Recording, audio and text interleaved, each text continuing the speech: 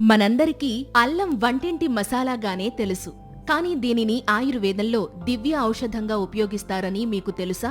ఏంటి షాక్ అవుతున్నారా? అవును, మీరు విన్నది నిజమే. మరి అవేంటో తెలియాలంటే ఈ వీడియో చూడాల్సిందే. సాధారణంగా అల్లాన్ని ఆయుర్వేదంలో అర్ధక అని పిలుస్తారు. దీని శాస్త్రీయ నామం జింగిబర్ అఫిషినేల్. ఈ అల్లంలో ఉండే ఔషధ గుణాలు రకరకాల జీర్ణ సమస్యలను తగ్గించడంలో సహాయపడతాయి. ముఖ్యంగా అజీర్ణంతో బాధపడేవాళ్లు అల్లాన్ని ఎండబెడితే వచ్చే సొంఠి, ధనియాలతో కషాయం చేసుకుని ఉదయం సాయంత్రం తాగి అజీర్తి తగ్గే అవకాశం ఉంటుంది. ఇక ఆకలి మందగించడం వల్ల బాధపడేవాళ్లు అల్లం ముక్కలు, సైంధవ లవణం రెండింటినీ కలిపి భోజనానికి ముందు తీసుకుంటే ఆ సమస్య నుంచి బయటపడొచ్చు. ఇంకా తలనొప్పితో బాధపడేవాళ్లు అల్లాన్ని ఎండబెడితే వచ్చే సొంఠిని అరగదీసి నుదుటిపై పట్టు వేస్తే తలనొప్పి నుంచి ఉపశమనం కలుగుతుంది. ఇక జలుబుతో బాధపడేవాళ్లు 2 స్పూన్ల అల్లం రసంలో 1 స్పూన్ తేనె వేసి తీసుకుంటే జలుబు నుంచి రిలీఫ్ దొరుకుతుంది. ఇంకా కీళ్లు, నడుము నొప్పితో బాధపడేవాళ్లు 2 గ్రాముల సొంఠి, 1 స్పూన్ ఆముదం రెండింటినీ గ్లాస్ వాటర్లో మరిగించి